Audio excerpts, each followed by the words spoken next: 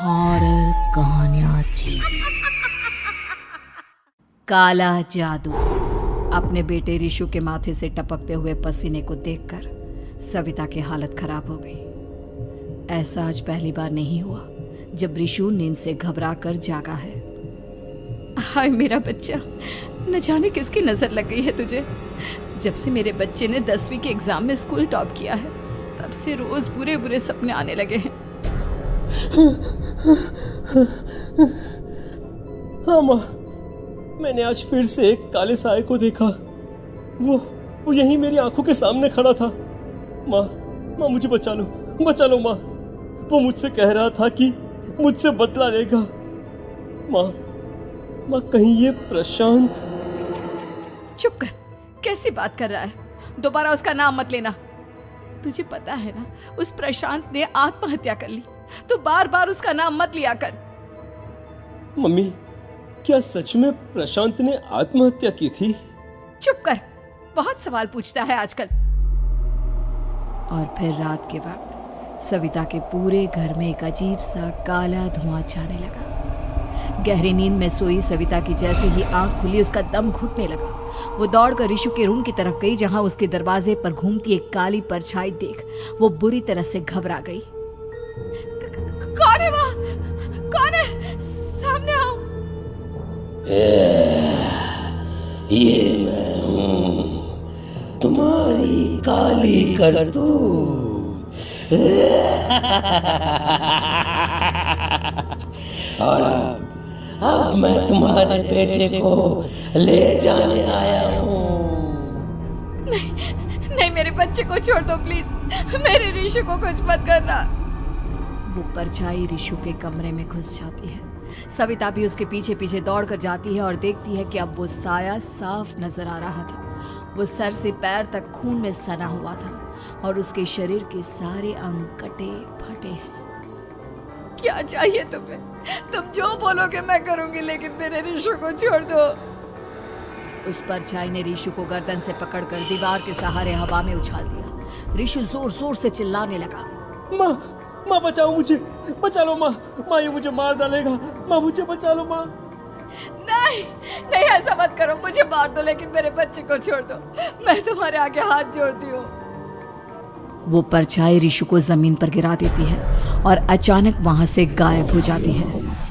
रिशु, मेरा बच्चा, तू ठीक तो है ना? कुछ बोल बेटा, क्या हुआ है तुझे? मैं ठीक हूँ माँ। क्या हुआ था यहाँ पर? कुछ नहीं बेटा, कुछ नहीं। तू परेशान मत हो।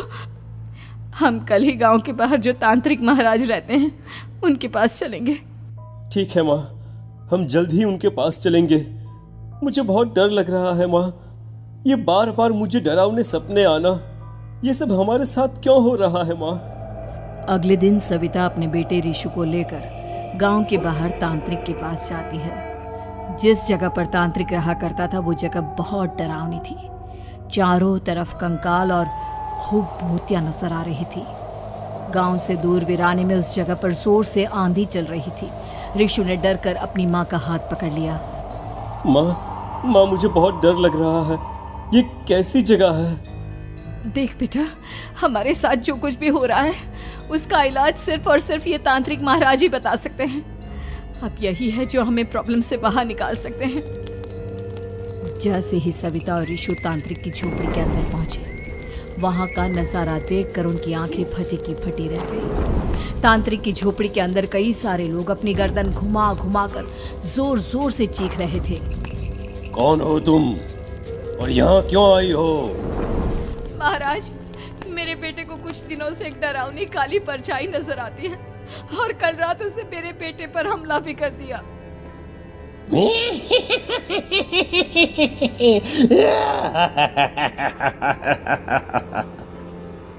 मम्मी हमें यहाँ से चलना चाहिए। ये जगह मुझे ठीक नहीं लगती। नहीं बेटा, ऐसा नहीं कहते। रुक जाओ, 2 मिनट के लिए रुक जाओ।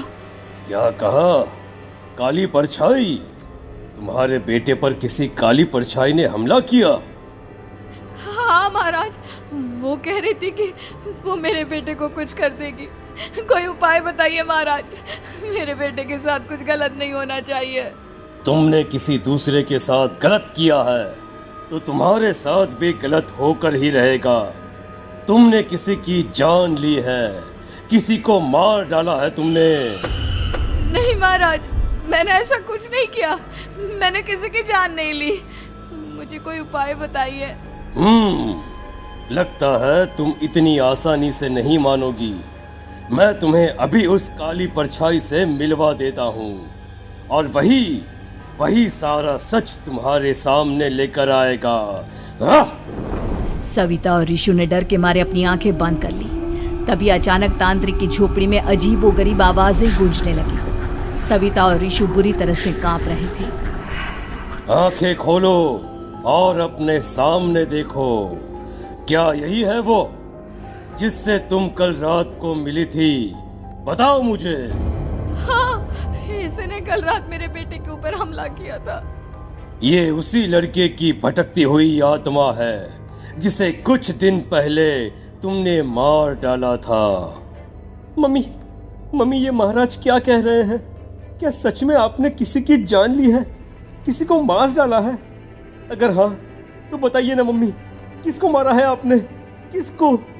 तुम्हारी माँ इतनी आसानी से सच नहीं बताएगी बेटा। इसने एक बच्चे की जान ली है।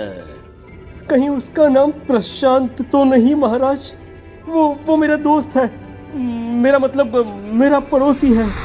सही पहचाना। देखा सविता, तुम्हारा खुद का बेटा भी जानता है कि तुमने किसी के प्राणों की बलि चढ़ा दी और इसीलिए अब उसकी बुरी आत्मा तुम्हारे घर में भटकती है। मुझे माफ कर दीजिए महाराज, मुझसे बहुत बड़ी गलती हो गई। प्रशांत हमारे पड़ोसी का बेटा था। हर बार उसके नंबर मेरे बेटे से ज्यादा आते थे और इसलिए मैंने उसके कमरे के बाहर काला जादू किया था, पर मुझे नहीं पता था कि वो मर जाएगा। तुम्हारे उसी काले जादू वाली गुड़िया के अंदर एक बुरी आत्मा थी जिसने उस बच्चे के दिमाग पर बुरा असर कर दिया और उसी की वजह से उस लड़के ने अपनी बालकनी से कूदकर आत्महत्या कर ली। इसकी वजह सिर्फ और सिर्फ तुम हो, तुम। नहीं महाराज, जो कुछ भी हुआ मुझे नहीं पता था कि प्रशांत अपनी जान दे देगा। प्रशांत की आत्मा इस वक्त तुम्हारे सामने खड़ी है, हमसे बात करना चाहती है। बोलो क्या कहना चाहते हो? मैं जीना चाहता था, बड़ा होकर कुछ बनना चाहता था। आपके बेटे से मुझे कोई परेशानी नहीं थी। अरे वो तो मेरा अच्छा दोस्त था। मुझे माफ कर दो बेटा, मुझसे बहुत बड़ी गलती हो गई, मुझे माफ कर दो। माफ करने से मुझे वापस जिंदगी नहीं मिल जाएगी। मेरे माँ बाप आज भी मेरे लिए रोते हैं। आपने मेरे साथ बहुत गलत किया है, बहुत गलत। और तभी अचानक प्रशांत की आत्मा वहां से गायब हो जाती है।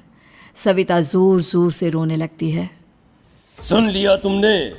ये तुम्हारे अपने ही किए हुए पाप हैं जो इस तरह से तुम्हारे सामने आ रहे हैं।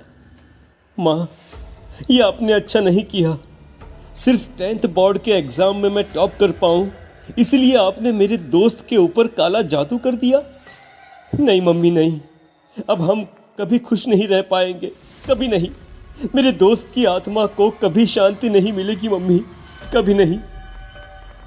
लेकिन मैंने जो कुछ भी किया सिर्फ तुम्हारे लिए किया।